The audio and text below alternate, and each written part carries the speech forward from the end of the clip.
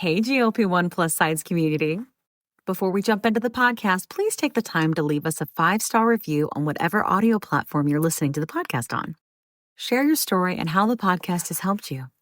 This will help us get referred up in the audio platform so that we can reach more people that need our help, our support, and guidance from our doctors. Help us get loud and change things. Are you interested in understanding GLP-1 medications like Ozempic, Wegovy, or Mounjaro? Then join us on the Plus Sides, Cracking the Obesity Code, the groundbreaking podcast helping people change their lives one episode at a time. The Plus Sides podcast is a disruptor. We're breaking down barriers, smashing stereotypes, and sharing inspiring stories that'll leave you feeling informed and empowered. Join us every week to learn from doctors who are specialists around GLP-1 medications like Ozempic, Wegovy, or Mounjaro. They'll provide you with science and facts to validate these incredible stories. But that's not all. We'll also bring you the voices of the GLP-1 Mounjaro TikTok community, real people who face the challenges of obesity-related diseases and disorders and discovered the incredible plus sides of GLP-1 medications. Our episodes are filled with heartwarming stories, laughter, and moments of triumph. You'll connect with our amazing community members who are reclaiming their health and experiencing their fullest lives. Are you ready to embark on a journey of discovery and empowerment? Tune in to the Plus Sides, Cracking the Obesity Code, and together we'll change the narrative around obesity and end the stigma. Subscribe now on YouTube or your favorite podcast platform and join our incredible community. Let's celebrate the plus sides of life together because every story deserves to be heard. Every life deserves to shine, and everyone deserves access to expert knowledge and medication. The Plus Sides Podcast. You're not alone. It's not your fault. Hey everyone, before we dive in, I really want to share something personal with you. About, I want to say like 8 to 10 months ago, after losing 100 pounds on GLP-1s and keeping it off for a long time, I started regaining out of nowhere, and I was terrified. But I also started having hot flashes and bouts of crying and snacky cravings and waking up at 3 a.m. unable to go back to sleep. It turns out I was in perimenopause. So I started hormone replacement therapy, which is also called HRT, through a telehealth called Winona that specializes in this. And it changed everything. And now I'm sleeping better. And my hot flashes are all but gone, thank God. And I feel like myself again. And it turns out that you can actually start perimenopause as early as 35. And well, I'm 46 and she's here. HRT has really come a long way and there's just no need to suffer anymore. So if you're like this and you're in the same boat, you can check out buywinona.com and you can use the link in our link tree to save some money. Want the fastest working GLP-1? For half the price, Ro now offers FDA-approved weight loss injections cheaper. With results you can see faster. Lose 15% of your weight with the formula from Eli Lilly that hits not one, but 2 hormones to curb hunger and nausea. Weight loss faster, confidence higher, price cheaper. See if you qualify at ro.co/TV. Hey. Welcome to the Plus Sides Podcast. Hey there. Hey, Jack. How you doing? It's post New Year and the holidays. It's post New Year and those are facts. Yeah. Do you have feelings? When we're recording, we are we have recovered. We have. Have we? I don't know. I wouldn't say I have. I did not get enough time off, but the time I did have off was glorious, though. It was. Nobody ever does, except for those people who get 2 weeks off, and I'm a hater. So yeah, I know. I got like a few days off in between. So I mean, it's funny. I'm just going to say it. My company's like, we have a generous time off policy. And I'm like, unless you close from Christmas to New Year, it ain't generous. I'm just saying for the record. Yeah. It's weird. It's like, it's like that in limbo, even if like business is open, it's just in limbo last 2 weeks of the year. Okay, I have an idea for starting our first episode that we were recording in the beginning of the year. The first episode in the first, in 2026. Yeah. What is your New Year's resolution? And those who are able to comment on YT, I can say it, YouTube, and on Spotify, tell us your New Year's resolution. Does it have anything to do with weight loss? That's what I want to know. Kat, what about you? I get away from New Year's resolutions. I just want to get back into normally scheduled programming. So, no more gratuitous wine nights, no more gratuitous wine and cheese nights. Oh, I know. Jesus I say gratuitous kind of lightly. I still have. Oh, and it is dry white wine January, not dry January for me. That's but anyway, okay. Yeah, I guess I'm just looking forward to getting back on schedule. Yeah. I do have like some goals, but they're not really like resolutions. Okay. Yeah. All right. I like goals. Yeah. Goals like a regular resolution. Personal and professional goals. And I also like goals around for this house. And we need to do some things. I need to pimp out my house. Pimp your house. But yeah, the backyard right now. We're gonna start the backyard. Yeah.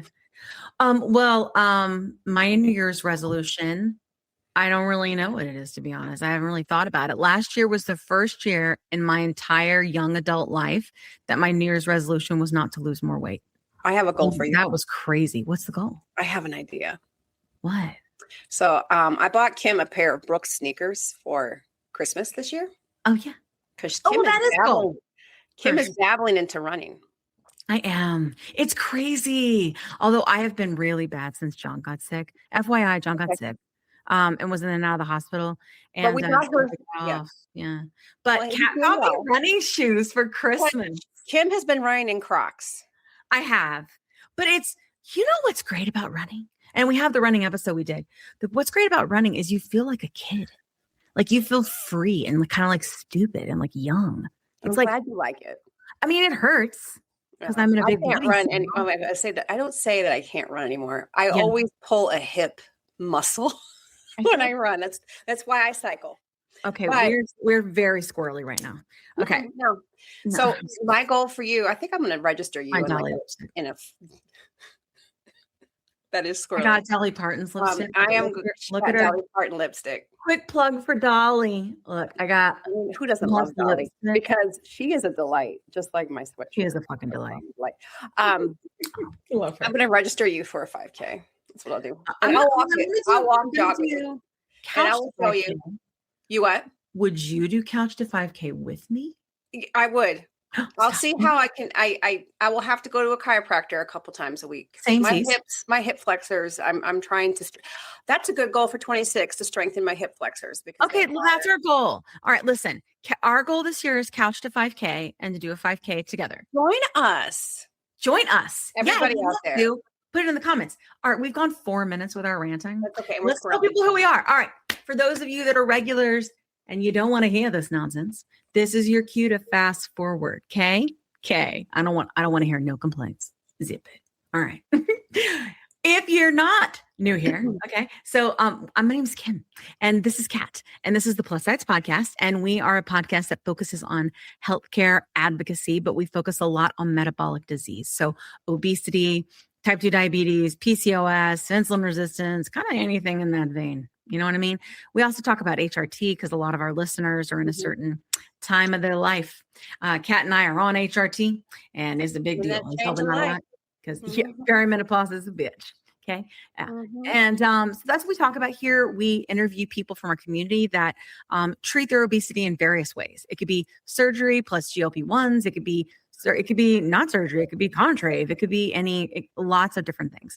But we try to focus on bringing a lot of education and advocacy to this area. Kat and I are advocates. Like we go to the Hill and speak with lawmakers because we want to change things. So one of our slogans of this podcast is let's get loud and change things. It's not just getting loud, right? It's getting out from behind the camera, showing up, being in the room where decisions are being made, even though it's hard, So that is what we do. I've been on GLP-1s for 3.5 years. I've lost 110 pounds. I've gained back 10. I'm still on it. I have completely changed my life. I don't want to say my lifestyle. I've just changed my life.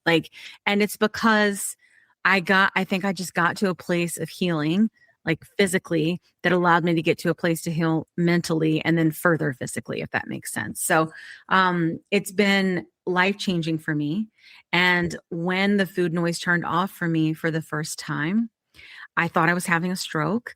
But then when I realized that's not what was going on, I said that I needed to learn everything about what was going on with my body. And then I needed to tell everyone, because the first thing I realized once I came out of that haze really was that it couldn't be my fault. It's not possible. And not if this was the thing, right?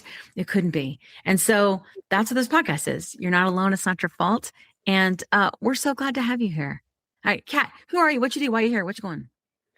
Which way you going? Which way you going? Which going? Which is? That makes me think of Kevin Hart. What you doing? Where you going? Where you going? What you doing? Where you going? I like Kevin Hart. I will always have a popular culture reference or something like that. That's what Kim says. Always. So yes, I usually don't know it. Noise. I'm going to wear my sweatshirt. First of all, I'm a delight, and I feel like that. Yep. And Kim and I had this conversation. I'm not going to tell it. You're not. No. Okay. No. She said the whole thing. It's a professional podcast. I'm not going to. It is a very professional podcast, right? Anyway, so hi, I'm Kat. I'm Kat Carter 7 on the TikTok. Hey. While it's still surviving and thriving, surviving. While it's still surviving. Yes, I've lost 100 pounds, maybe 95, give or take, the Christmas holiday season and the vino and the cheese. But like I said, I'm looking forward to getting back into like a full regular schedule. I love fitness. I'm going to announce it now. I'm working on a GLP-1 cooking guide. That's right. And I'm focusing specifically right now on a certain ingredient. I don't even want to put it out there, but I did make something today that was delicious. Yeah. Some chili cheese fries, air fried French fries, turkey, chili, and the special ingredient. A nacho cheese protein thing. Yeah. Very, very high protein. Damn, that sounds great. That, I'll be right over. I worked on today. And it was a good lunch, Straight up though, straight up, Kat is a cook. She could cook her face off. She could bake, she can cook. I like to go to her house and sleep over and eat food and drink wine. I'm not gonna lie. It's a good time. All right. That's what we do at the house. That's what we do. So Kat and I have both struggled just real quick, with obesity since we were young. Yep. Always struggled. We were both very active, just in different ways. But we just did ultimately we are who we are. And we talk a lot about that. So if you're on this journey, you're new here. I want to say something to you that before we get started, which is that truthfully and honestly, you can only do so much. This is a disease. Now you can try to do a lot and you can go afar, right? You really can. There's lots of things that you can do to get further. But I just think that the way the algorithm works, unlike with podcasts, right, is that people think that they're going to be in a skinny body. And when they don't hit that skinny body, they think they've done something wrong. And there is science behind why you are not. And so I want to make sure that Kat and I talk about that because we still live in big bodies. Kat's a 12, I'm a 14. We're not small, Fabulous. So, yeah. So we talk about now, there are plenty of people that do, but most people don't. Mm-hmm. So just, give yourself grace and let's learn. That was a long ass intro. We usually have it to 3 minutes. We have a lot of information to cover. We're doing resolutions, so we have a lot of information to cover and join us. Stay tuned for a C to 5K adventure. Yes. Oh my God. That's going to be really fun. Let's track it on Instagram. We will. Let's follow us on Instagram right quick. Okay. We'll put it in. It's linked. We'll put it in the notes. Yeah, it's in the notes. Okay, cool. All right. So today we are going to talk about this topic, but we're also going to be talking about men's health because we think it's really important. One thing when Dr. Kessler came on our show, so he's the former FDA commissioner under Clinton and Bush, and he came on our show to talk about obesity and GLP-1s. And I thought that he made a really good point because he goes, here's the thing, the men are dying sooner. And that's true. The men are dying in their 50s and there's reasons for that. And I want to make sure that we kind of shed some light on that today and talk about what that is and see what it is that we can do. So that's what our episode's going to be about today. And who knows where the winds will take us because this is already kind of crazy because I'm tired as hell.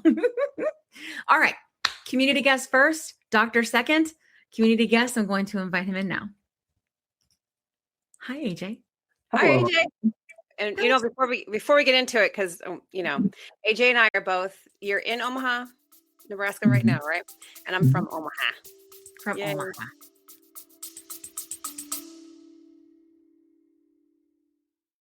Quick pause here.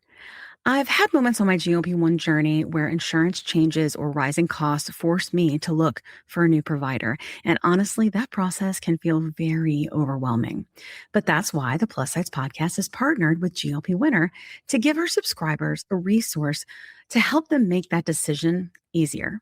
GLP Winner is a comparison platform that lets you explore telehealth providers in all 50 states, whether you're looking for brand name medications or compounded options. You can see pricing up front, read reviews, and get a clear picture of which provider might align best with your needs. Check it out today at glpwinner.com/plus sides. That's glpwinner.com/plus sides. Don't forget the Z. Let me tell you a quick story. I was telling Kat how I was regaining weight after my 100-pound loss using GLP-1 medications, and I was having snacky cravings and waking up at 3 a.m., and I had hot flashes, and I was worried.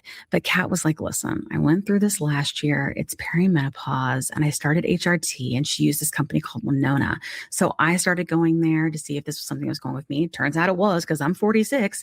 And it's been amazing. It's taken a while to find the right dose, but once I did, it's just been huge. I've been sleeping. I feel more myself again. And the hot flashes are gone, which is, geez, really bad. So I will tell you, it's just been so big for me. And so I wanted to partner with them on the podcast because obviously many of our listeners are going through the same age range and definitely are having these issues. And there's just no need for you to suffer. So if you go to the link that's in our link tree, you can click on that and save money. If you go there and you meet all the criteria, and this might be something for you to try.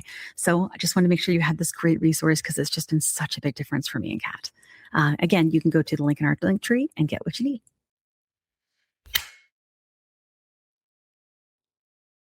"20 seconds a week to lose 20% of your weight in a year with diet and exercise. That's the power of GLP-1s through Ro. Ro helps find the medication that's right for you, based on cost, availability, and your weight loss goals. Losing weight with GLP-1s is possible through Ro.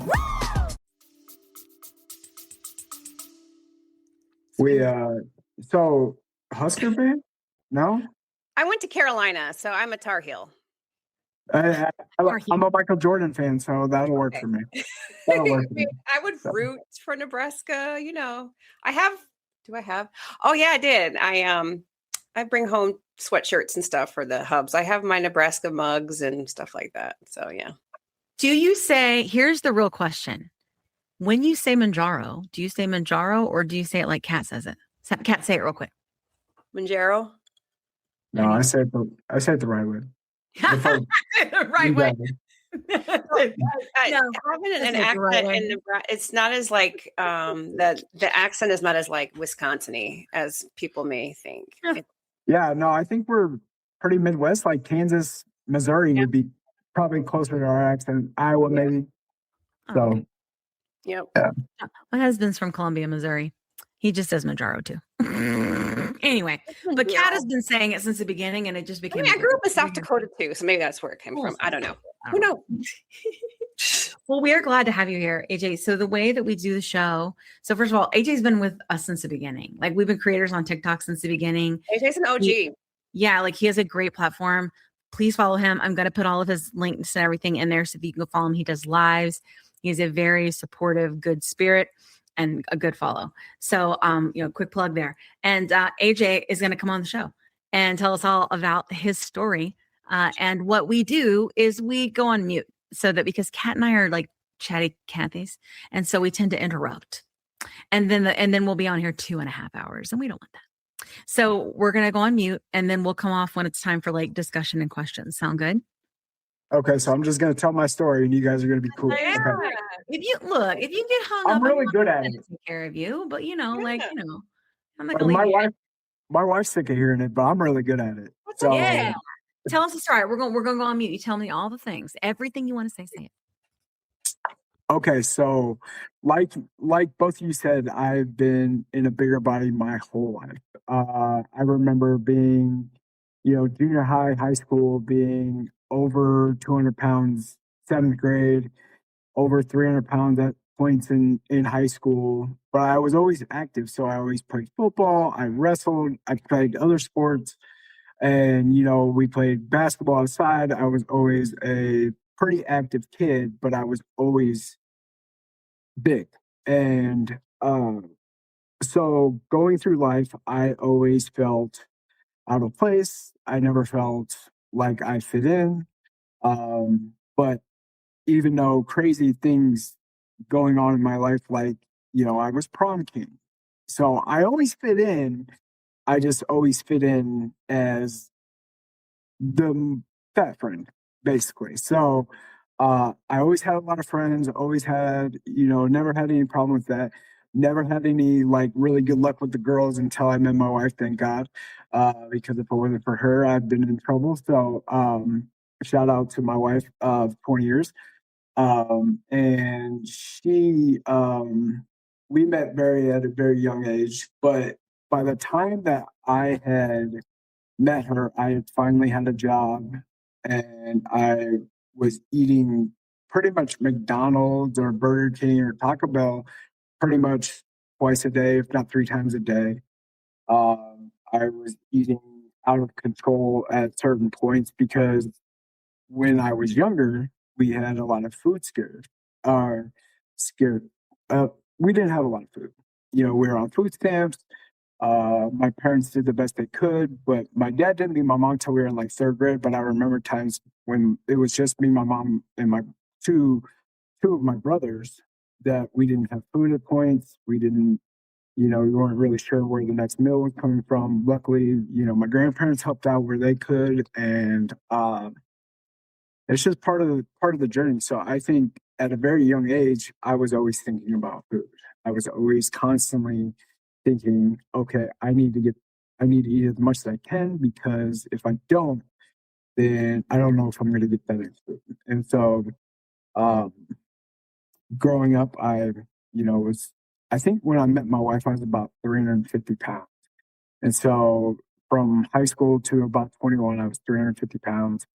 Uh, so then my wife being also in a bigger body, she, we bonded over food.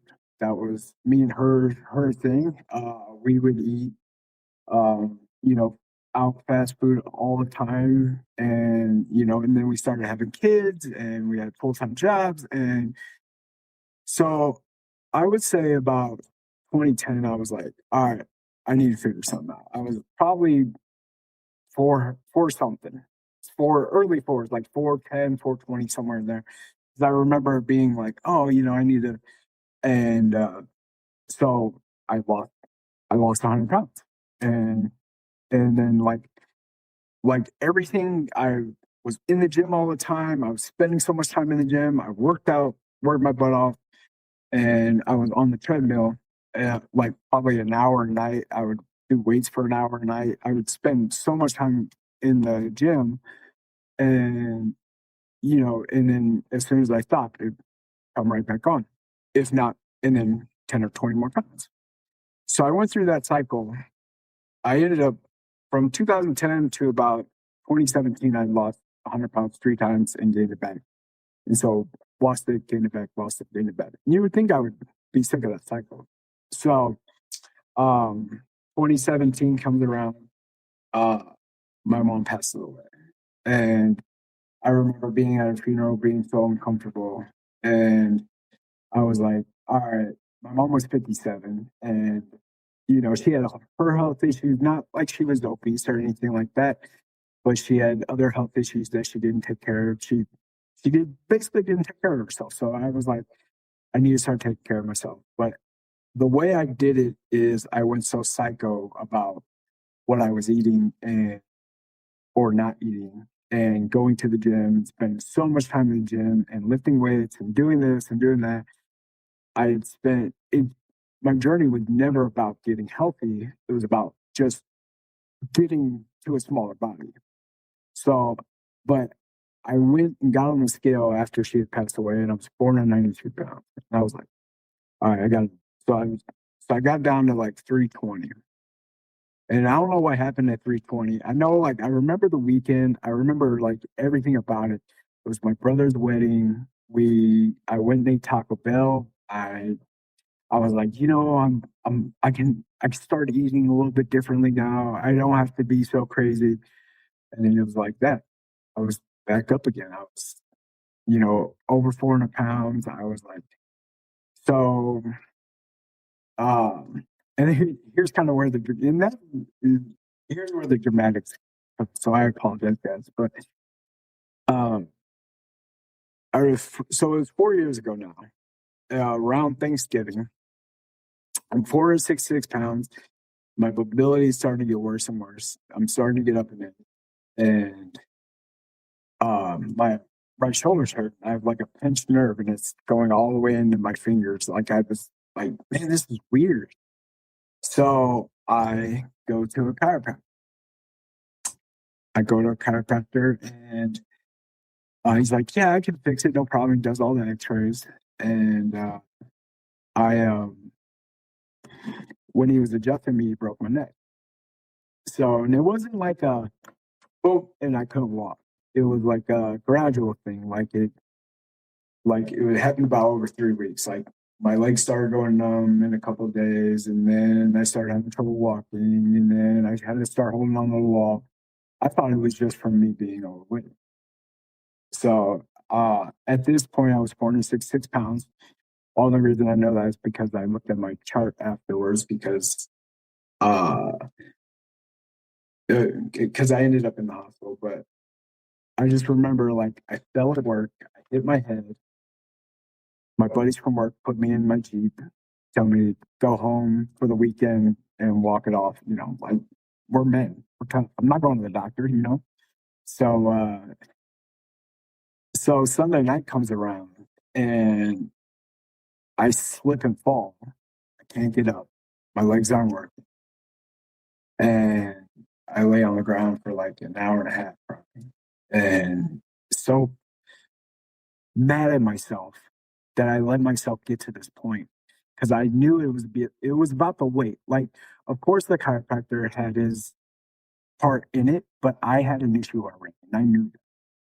So I was so mad at myself, and so finally, after like an hour and a half, my wife screaming at me, telling me that she wants to call a squad, and I'm like, no, we're not calling a squad. I'm still men. And so finally, I told God, I was like, if you let me get up this one time, let me get up one more time, I'm gonna lose this weight, and I'll figure it out, man. I'll figure it out. I'll help as many people as I can. So I grade and I grind, and I got my butt up, and I got into bed, and the next morning we called the doctor, and the doctor told us to go to the hospital immediately. So we go to the hospital. They do a scan of my back, find out that when he was adjusting me, he crushed my C6. And so they go and do the surgery through the front of my neck and fix it. I get back to work. Everything's walking. Like 3-4 weeks later, I trip over a road and hit my head again. Crushed my C7. Have to have a second surgery. So I got 2 big pulls down my neck, a big scar. And so like that's where all like the videos of me being in the hospital and doing like, if you guys have ever seen my transformation videos, it's me and walking with a walker because I couldn't walk, So and after the second time I went into like this super big deep depression. And it was like I just remember being like so depressed and so like, like it wasn't gonna get fixed. Like I couldn't figure out how to fix it. Like I couldn't figure out how to stop eating and stop overeating. And so I just remember it was July 31st and I'm scrolling on TikTok. I'm new to TikTok. Never been on TikTok for a day in my life. My wife had made me download it. And I scroll past a guy who's very popular on TikTok, has over 1 million followers, heavy to modified. You guys haven't heard of him. He's a great inspirational person. He's lost 400 pounds himself. And I remember his video talking about how he made his transformation and what like started him going. Or I can't even remember the exact video because I've watched so many of his videos at this point. But I just remember it being like, I can do this. So the next day I go to the gym, start working out again. And I'm like, all right, I gotta figure this out. So I'm gonna go to the doctor, I'm gonna do this, I'm gonna do that. I'm gonna figure it all out. Food, whatever, I gotta figure it out. So a week later I started posting on TikTok. And at this point, my wife had tried to get me on Ozempic, but my doctor originally wouldn't put me on it. He was pushing bariatric, and I didn't want to do bariatric at the time because I'm a man. I could do it myself. and which, looking back, I probably should have. But then, so I got a new doctor that I felt like listened to me, which shout out to my new doctor. She listened to me perfectly. Like she would listen to what I would say. But I walked in, I started talking to her. I'm like, hey, I don't know if you've heard of these new drugs. I don't even know what they're called. I was like, but they help you with weight loss. It's for diabetes, yada, yada, yada. And she's like, yeah, no, there's a savings card that we can get you on a savings card because my insurance wasn't going to cover it. And we can get you going. And I was like, cool. So, and I was thinking like the savings card was going to last for forever, by the way, in my head, because I thought that's how that worked. Like you get a savings card, you get prescriptions, like, come on, like, we're still hoping for that. We're still hoping for that, right? Right. Hey, if it comes back to $25, man, I will. Yeah, because that's how much I paid for like. So I don't know what happened with my insurance, but the OG savings card, as we called it, stopped in like January that year. Like, and so, but my insurance gave it to me for $25 through that whole next year. So like a year and a half, I got it. I wasn't going to tell them that they were wrong. I just kept on going, so, which is probably mean of me, but I watched a lot of TikToks where people were like, I'm not having, and I wasn't trying to go without my medicine because it was working so well. But so I started Manjaro in September.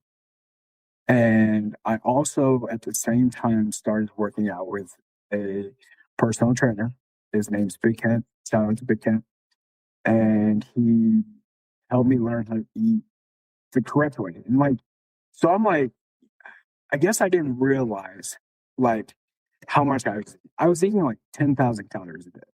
And in my head, not understanding calories and not getting it, I didn't understand. So my first meal plan that he puts me on and helps me with, it's 4,000 calories, but it's very clean eating. But there's no way you can overeat on this 4,000 calorie going from 10,000. Technically, I'm in a calorie deficit, so I'm losing weight fast. I'm losing 8 to 10 pounds a week. I think the first 2 months, I lost 72 pounds on it. I think it was, and that was so first dose 2.5, second dose 5, and then the third month I went to 7.5, and then I did that for the rest of my journey until maintenance. And then maintenance I got to 10, and I stopped at 10. So I did that. I think it took me 13 months to get into maintenance. So it was 238 pounds I lost. I think it was, 238 pounds I lost. I got down to like 228, but I felt kind of weak, kind of like, like I wasn't strong enough to do a lot of the things that I wanted to do. So I was like, I got to put on some more muscle. I got to stop losing weight and focus on just gaining as much muscle as possible. So I did that. I went up to, so I stay around 250 now. And I try to stay in that range. I try to give myself 5 pounds one way, 5 pounds the other. And I try to stay in that range. But I did really well. I went and I won a transformation body show. And it's been over a year now, which was pretty cool, which I'm pretty sure I'm probably the first person to be on Manjaro and do that. Um, and yeah, it was really cool to do that. And I spent a lot of time in the gym, but I've always loved the gym. So it was never about not loving the gym or not liking working out or liking to do that. No. It's just it was always about the food. And finally having that noise gone for a while, it finally let me focus on like actually figuring out what I need to eat, what I need to do with my body. And so, and Kat, if you want a recipe for your book, broccoli, rice, and chicken is kind of my go-to. Which is very boring, but it works. So Really? Well, you can always season it. it's salt and pepper. The key is your seasoning, right? Do you cook your rice in like broth? Nope, nope. Just jasmine rice, just in the microwave. I'm probably the most boringest person when it comes to food. Like I've like simplified everything. I'm probably the worst at that sort of stuff. But simply making it simple and doing it makes it so easy Right. for me. Like boom, boom, boom, boom, boom. So And you don't feel like deprived, like when you do it that way? I'm just curious, like no, honestly, I like eating the way I do now. So I stay around like 2,200 calories now. Mhm. And that's about my maintenance with like working out and stuff. Mhm. But I have weeks that I still go up to like 3,000 calories and then I go back down. So I do like yogurt and stuff. I eat. I just, Yeah. I try to keep my weight at a minimum. I just know when to go up and down and I don't go way down and I don't go way up anymore. Yeah. So Yeah. I think like something someone said once to me was maintenance, like our bodies are not static, right? So maintenance is like a state of being and you're just kind of balancing it and trying to figure out how to get there, and how to keep it there.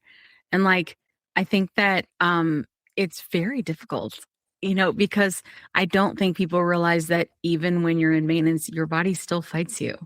Like yeah, it's still And you still have that focus, right? You're still focusing on I heard somebody in the community say like it's still kind of like a mind thing because you still want the scale to keep going down, but you're like, I can't do that or I'll just, I'll lose too it, much. But it took me a year to figure out maintenance.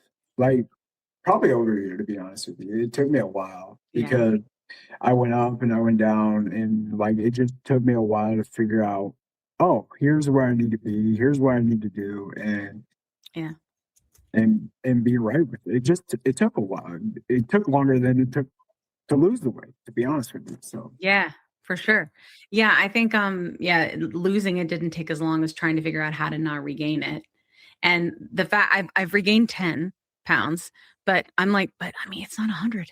Do you know what I mean? Like that is, and I told Kat, I was like, look, like it's cold. I'm all right with 10 pounds. Like, like as long as my blood work is good, like, and I feel okay. Mhm. And I do think that I prefer to be about 20 pounds less than I am right now, but I don't have a desire to be in a skinny body because there is no skinny Kim in existence. I've never been skinny ever. And like anything smaller than what I am right now would be middle school Kim.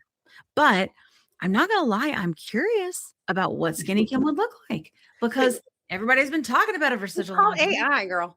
I know that's what Kat said. That's AI. AI. That's skinny Kim. The funny think of it this way. I think of all three of us, because we've gained, lost, gained, lost, gained, lost. yeah. When have we ever maintained such a This is the significant first time loss in my ever in entire life? life. Entire 'Cause life. I remember sometimes it was like at the lowest point, and then quite literally it lasted 2 days, and then from then on, it was just gaining it back. Well, I had lap band surgery and I was able to maintain within a 10-pound thing for quite a while. But then I had a couple miscarriages and every time like 10 came back on and then just didn't move. And then when I got pregnant with my son and it was successful, you have to deflate the lap band. And I remember, y'all, I remember hormones are a bitch. I remember looking at, so I realized when I was pregnant that I could eat gluten. And normally I can't eat gluten without significant issues, like significant stomach, skin, brain, like all the thing issues. But for some reason, when I was pregnant, I could. And I didn't realize it until I was in my third trimester. And so when that happened, I was like, I looked at this biscuit from McDonald's, sausage, egg, and cheese biscuit, and I was like, the chances that you're ever going to get to do this again are slim. Go for it. And I did. And I packed it on. Man, I packed it on. And then when he was born, I got the lap band back on, but I only could lose about 30 pounds. And like my body was just done. Like none so. And it wasn't until this that I, was able to get back into control again. Because I think that's like what most of us want, right? It's just to, it be our choice, right? Like if we're going to eat the French fries, it's our choice that we eat the French fries, not because we felt like we had to, or we were going to like die. Right. I don't know if you guys ever had that feeling with food, but like I did. Like it was like, I would see French fries in front of me and I would be like, I have to have it, but I didn't want it, but I had to have it. It was awful. And then I would just rice, chicken and broccoli now. Chicken and broccoli. Yeah. You put cheese on it or anything? You need cheese. No.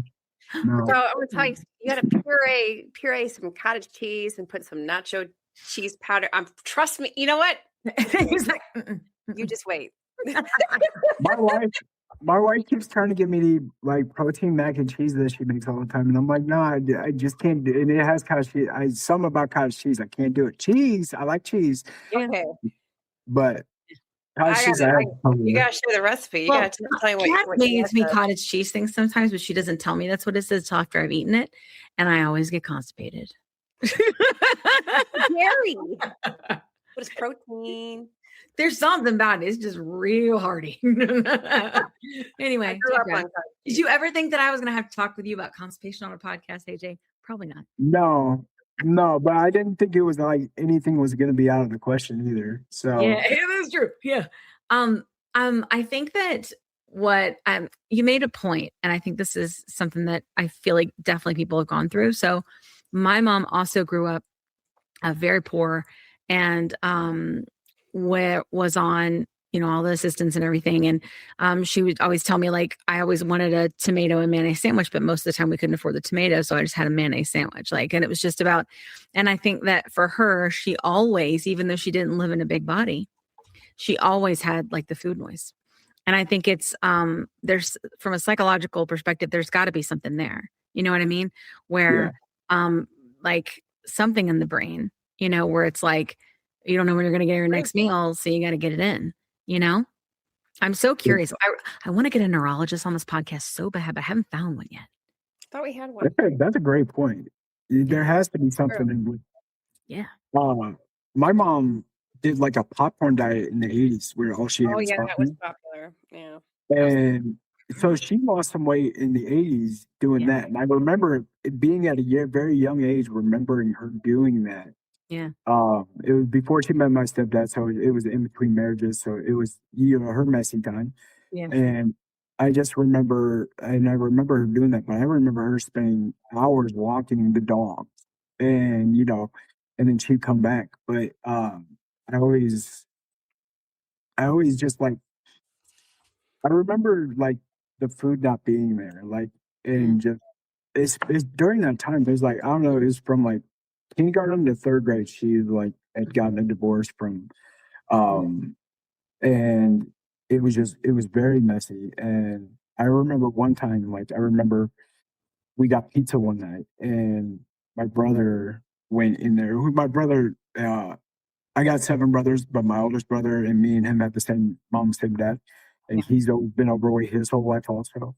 But he went in there and ate, like, finished whatever the pizza was. But my mom was planning on taking it to work. And I just remember her bawling one day because she didn't have lunch for the next day, because my brother, who also has, the obvious food noise, that he has issues with his weight, wouldn't eat. And I just remember her bawling. And like, so it just, the food and the issues were always there for some reason. Yeah. So interesting.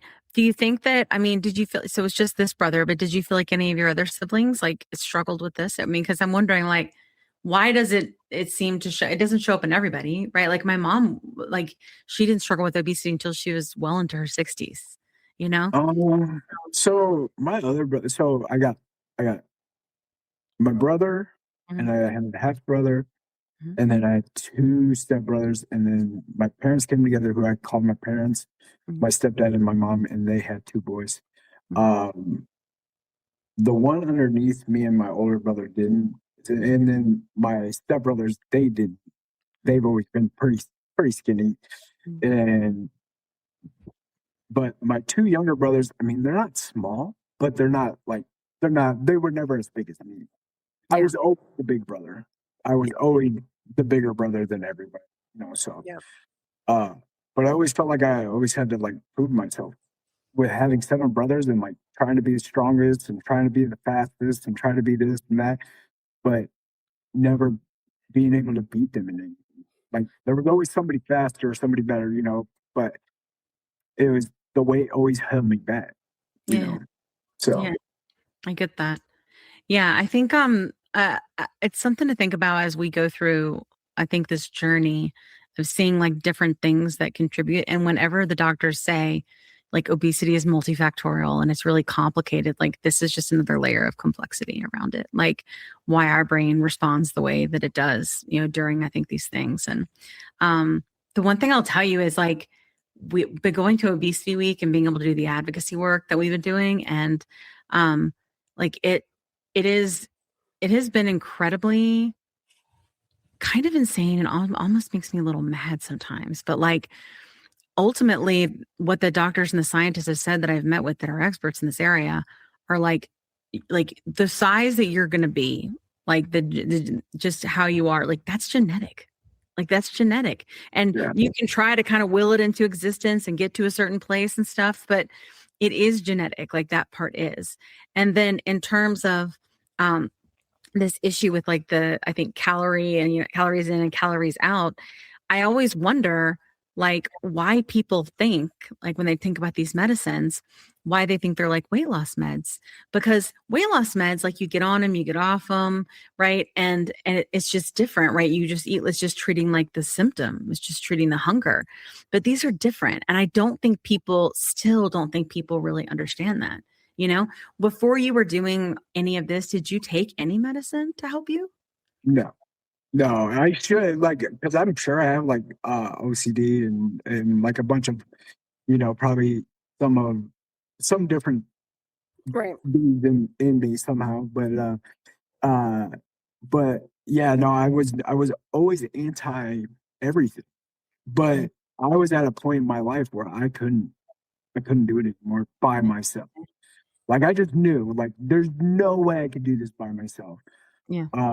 And I got very lucky, finding my personal trainer, who is one of my good friends now, and getting on, having this happen at this point in time. Like I think it all happened for a purpose, and I think men's mental health is part of that. Part of my purpose is like making sure that guys know that hey, we can do this. Like that we're strong. Yeah, we can. But that doesn't mean we can't advocate for our health also. We advocate for our family. Like, I'd fight my wife if she thought she wasn't going to go to the doctor if she had an issue. But me, I would never go. Like I think that's something that men need to like stop worrying about, like all the stigmatisms of Right. not needing stuff. So Yeah, for sure. I think that's true. I would love for us to dig into a little bit about maybe why we think that is, with our doctor friend. Oh, yeah, we can. And I think that what's sort of crazy about this medicine is it pushes on kind of the social fabric of everything. Do you know what I mean? Like, which is crazy, right? Like, but it does. Like, it pushes on the wait a minute, like it examines like and shines holes in like the system everywhere, and not just the system with the medical system, but like society and like how we view things and why we view things. Like it's like a revolution, you know what I mean? So I think that we should talk about that, because I know that I have mostly female listeners. I have male listeners too. But what happens is that the female listeners will send these episodes that we do with men's health. They will send that to their husband, right, or their brother or whatever, so that they can listen, and then they go get help, right? And that's what we want. We want people to understand that they're worthy and deserving of health, and of help. And so let's talk more about that. What do you say? Let's do it. Yep. All right. Well, hello, Dr. Kevin. I'm going to try to say the last name because I always mess it up. Gendro. Gendro. Perfect. Ah, Hi, guys. Dr. Rentia was on and I said her name. I go, Dr. Matea Rentia. She's like, oh, perfecto. I was like, oh, she's so nice. Yes. Yes. We're so glad to have you. Hi, welcome in. Thank you for having me. I appreciate it.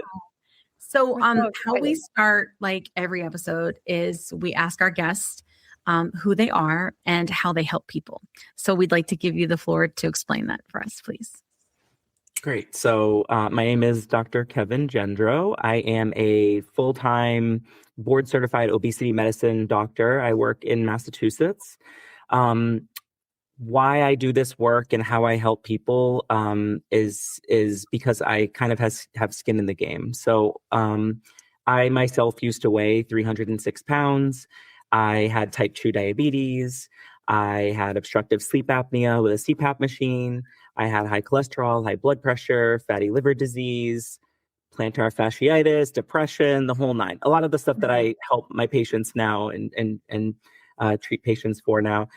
This was 10 years ago. And so in 2016, I was a primary care doctor with all of these, comorbidities and dealing with living life in a bigger body. And at that time, my sister was diagnosed with a terminal form of ovarian cancer, which sort of inspired me to want to be the best version of myself.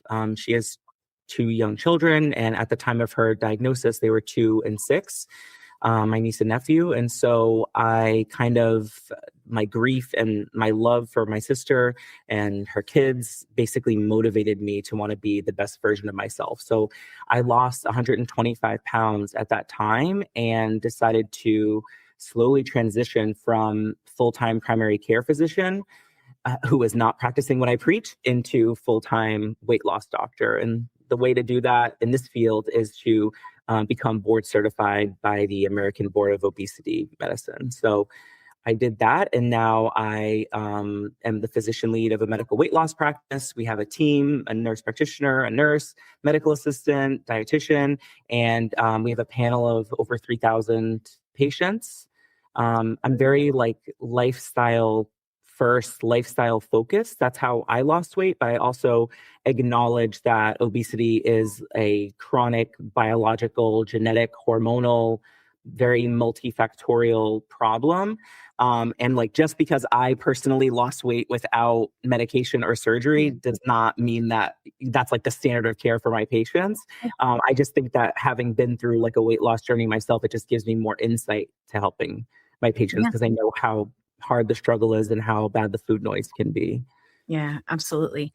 I think that's amazing. I know it's funny because you just saw one of my videos recently and commented on it. You were like, hi. And I was like, hi. I thought I knew all the obesity doctors here over on the TikTok, right?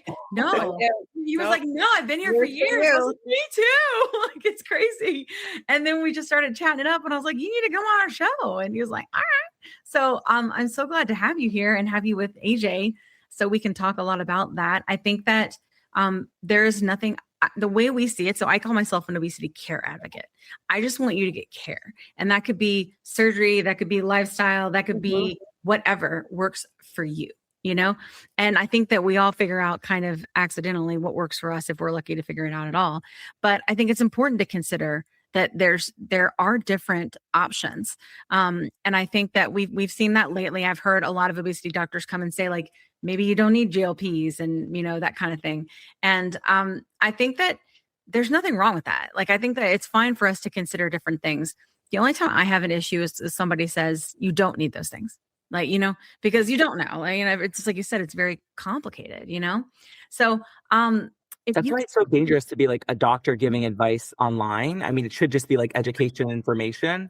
But if you're a doctor giving advice, then how do you know that everyone that's listening to that, it's customized to their body type or their genetics or their biology or their hormones? You could have a 25-year-old guy listening, and then the next swipe, it's a 52-year-old woman actively going through menopause. For sure. Yeah. I mean, there's just so many different things I think that come into play here. And for me, I think because I always had obesity, right? I mean, for as long as I was 8 with food noise, And I think people like that. And then there's people who get in the obese category later in life, or maybe they get it earlier in life and are able to kind of thwart that, and I think there's something to be said for that. And I'm not sure if we actually know the answer yet as to like, if it's kind of preventable or not. Right. Like I think that's what's cool about our show is we have like, I mean, people say get a second opinion. Like we have lots of opinions here. Mm-hmm. The only thing that I will say that I feel like rings true for every doctor that has an opinion here that is an obesity specialist or an endocrinologist is that your weight is genetic. Like, and like it in terms, and not saying that you have to be fat, but like just saying like it's predetermined, like the size human that you're going to be. And that for sure weight is regulated in the brain. Those are the like two things that everybody agrees on. There are other things around that, right? Because it's multifactorial and very complicated. But that's that. I would say those are like the two main things. What do you think about that?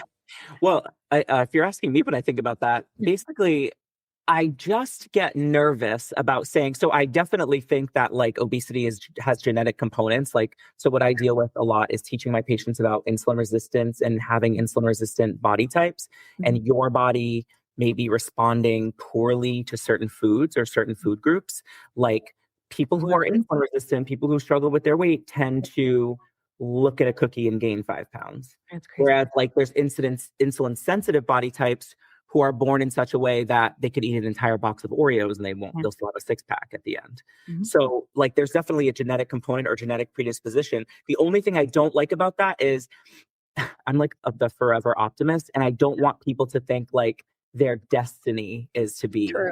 Everyone in my family's big, so I will be too. Everyone in my family has had bariatric surgery, so I will too. And it's like, wait a second, we have tools to combat this. It doesn't just have to be your destiny to forever be 300 plus pounds or 400 plus pounds. So that's the only like caveat I have to that statement is like, I don't like it to sound defeatist. Like your weight is predetermined, period. It's like you have all of these factors that are not in your favor, like being female, being 50 plus, maybe having given birth to 3 kids, because that pregnancy in and of itself worsens insulin resistance. So we just have to like, it's like more and more things that we have to combat, but it's not like a destiny kind of thing. Like I think that makes total sense. I mean, I think I've heard some doctors say like, not necessarily that you have the obesity gene, right? And that is what it is, because that's different, right?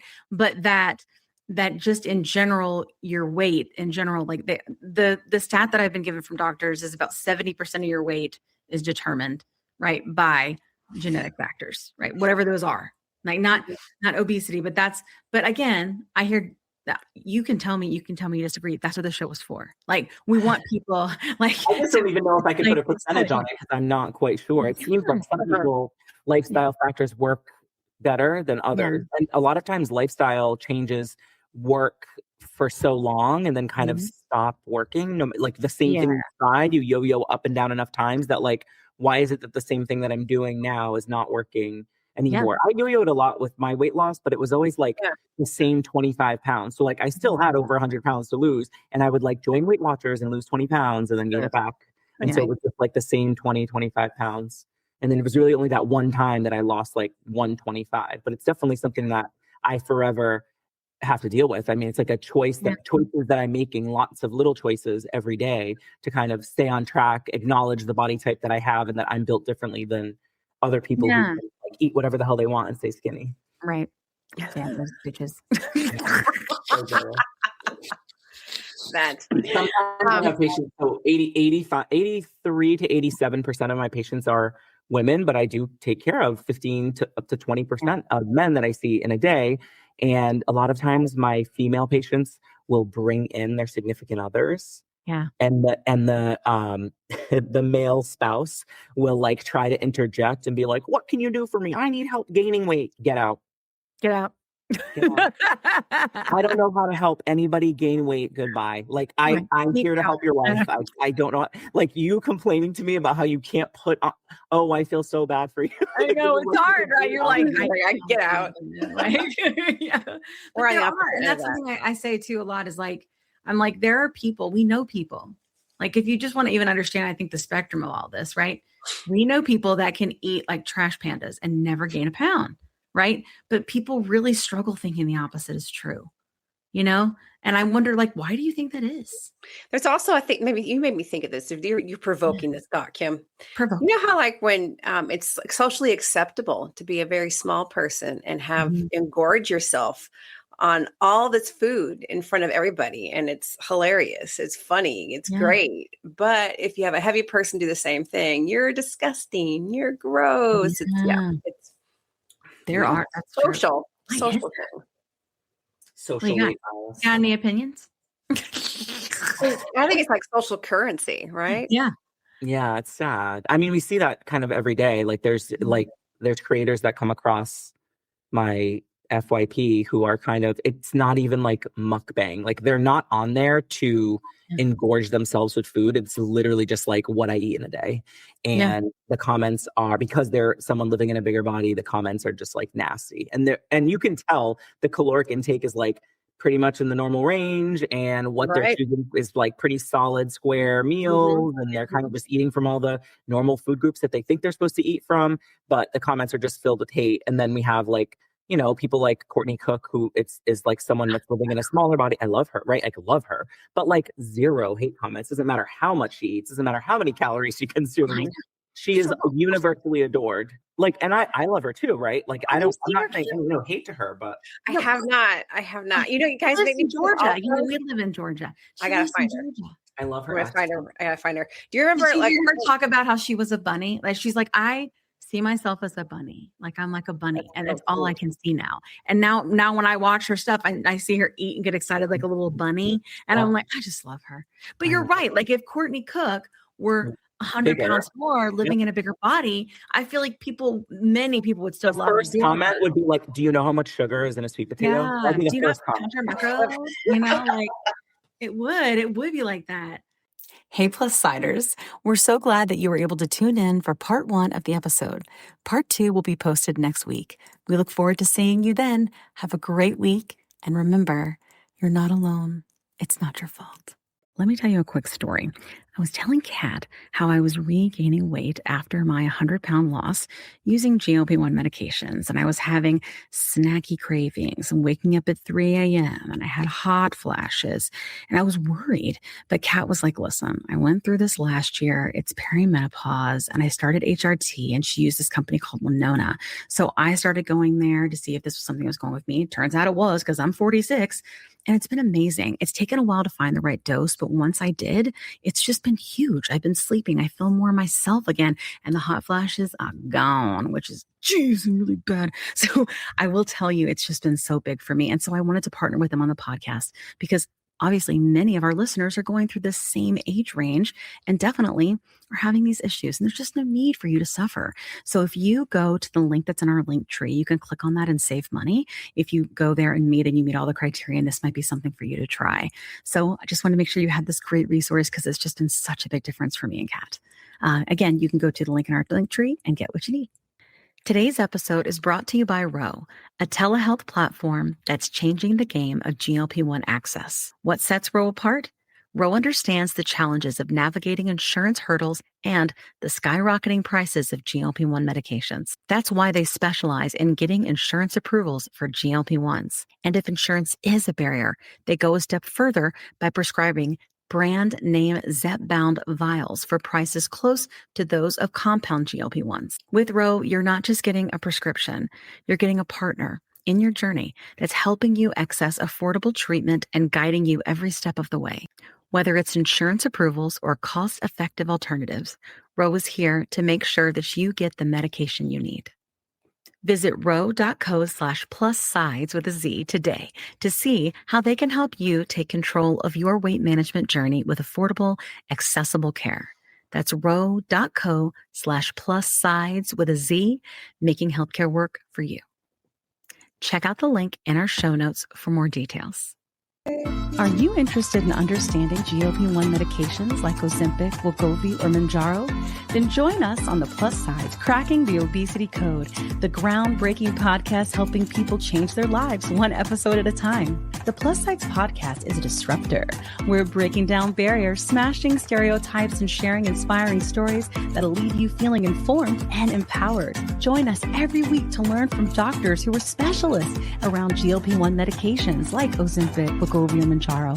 They'll provide you with science and facts to validate these incredible stories. But that's not all. We'll also bring you the voices of the GLP-1 Mounjaro TikTok community, real people who face the challenges of obesity-related diseases and disorders and discovered the incredible plus sides of GLP-1 medications. Our episodes are filled with heartwarming stories, laughter, and moments of triumph. You'll connect with our amazing community members who are reclaiming their health and experiencing their fullest lives. Are you ready to embark on a journey of discovery and empowerment? Tune in to the Plus Sides, Cracking the Obesity Code, and together we'll change the narrative around obesity and end the stigma.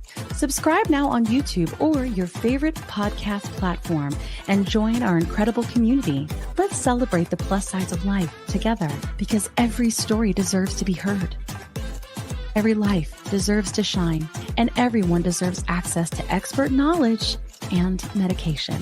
The Plus Sides Podcast. You're not alone. It's not your fault.